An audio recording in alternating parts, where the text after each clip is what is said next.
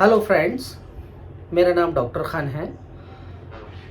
मैं आज आपको कुछ कमर के प्रिकॉशन बताने के लिए आया हूँ कि आप क्या ऐसा ना करें जिसकी वजह से आपका जो दर्द है वो बढ़ ना जाए, या अगर दर्द बढ़ा हुआ है तो वो और ज़्यादा एग्रीवेट ना हो, और ज़्यादा नीचे तक तकलीफ ना हो, और ज़्यादा पैरों में मूंगी ना आए, और ज़्यादा खिंचाव ना बढ़े। और आपको नींद किस तरीके से लेनी है ये भी मैं आपको बताऊंगा। और आपको एक्सरसाइज ऑलरेडी मैं बैक के बारे में बता चुका हूँ। तो इस समय सिर्फ मैं आपको प्रिकॉशन और पोजीशन बताऊंगा कि आपको बैक का अगर तकलीफ है तो आप उससे कैसे निजात दिलाएं, कैसे दूर रहें, तकलीफ आपको ना हो। तो सबसे पहला प्रिकॉशन आपका मैट्रेस डिपेंड करता है। मैट्रेस मतलब आपकी गादी। जितना ज़्यादा आपकी गादी सॉफ्ट रहेगी, फॉर्म पे जो लोग सोते हैं, जितना ज़्यादा आपका मैट्रेस, आपकी गादी सॉफ्ट रहेगी, उतना आपका पोस्चर, हमारी देखो जो रीढ़ की हड्डी रहती है उसमें कर्व रहते हैं, वो मैं आपको बता चुका हूँ। तो वो कर्व अगर मेंटेन नहीं रहेंगे तो पूरा सिर्फ एक ही कर्व उसके अंदर होगा, तो नीचे की जो मसल्स है ना उसमें स्पाज्म आना चालू हो जाता है। और ऐसे पेशेंटों को सुबह सो के उठने के बाद पेन ज़्यादा फील होता है। तो बहुत ज़्यादा एकदम कड़क गादी पे, गद्दे पे भी ना सोएं। जैसे कि ज़मीन पे कुछ लोग बोलते हैं हम ज़मीन पे सो रहे हैं, इससे भी पेन बढ़ जाता है। और बहुत ज़्यादा सॉफ्ट मैट्रेस गादी पर ना सोएं, इससे भी पोस्चर आपका खराब होता है। पहला। दूसरी बात आपका कैसा है, आपको आगे झुक के किसी भी तरीके का कोई वजन नहीं उठाना है।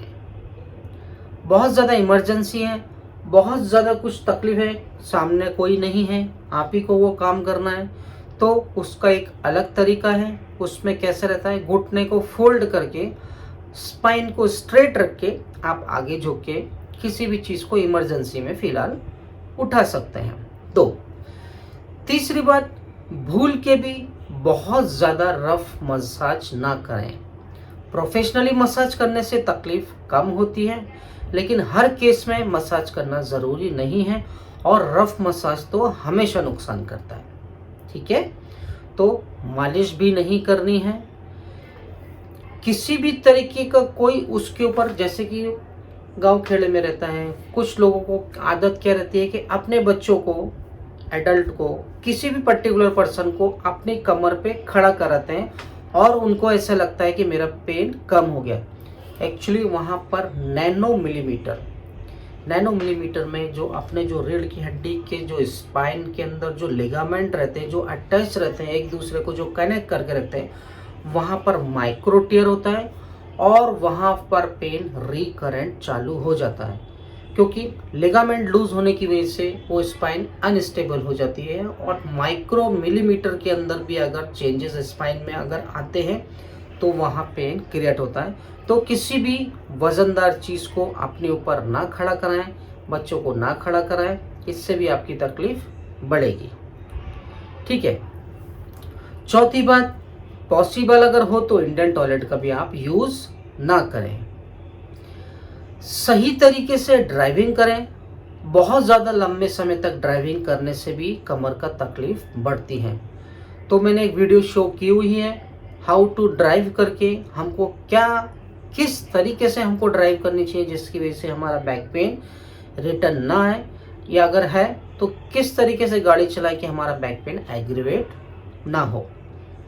तो ये कुछ पर्टिकुलर कुछ प्रिकॉशंस थे जो मैंने आपको बताए हुए हैं।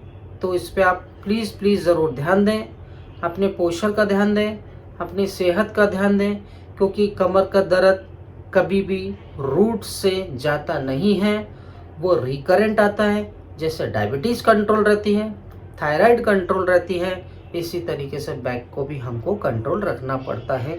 अगर मीठा खाएंगे तो हमारे डायबिटीज़ अनकंट्रोल हो जाएगी। ऐसे ही अगर हम ये प्रिकॉशन नहीं लेंगे तो हमारी तकलीफ़ बढ़ जाएगी। तो इसी उम्मीद के साथ मैं आपकी अगली वीडियो में किसी भी एक पर्टिकुलर टॉपिक के ऊपर मैं आपको बताने के लिए ज़रूर आऊँगा। और मेरा हमेशा निरंतर प्रयास रहेगा कि आप लोग हमेशा सेहतमंद रहें, भले ही मेरे पास आए या ना आए, घर पर भी आप अगर रहें तो स्वस्थ रहें, क्योंकि स्वस्थ रहेंगे तो आपका परिवार भी स्वस्थ रहेगा, और आपका परिवार स्वस्थ रहेगा तो घर में हमेशा खुशियाँ बनी रहेंगी। इसी उम्मीद के साथ मैं आपसे अलविदा लेता हूँ। इंशाल्लाह अगली वीडियो में ज़रूर हाजिर होऊंगा। तब तक जय हिंद, जय भारत, जय महाराष्ट्र।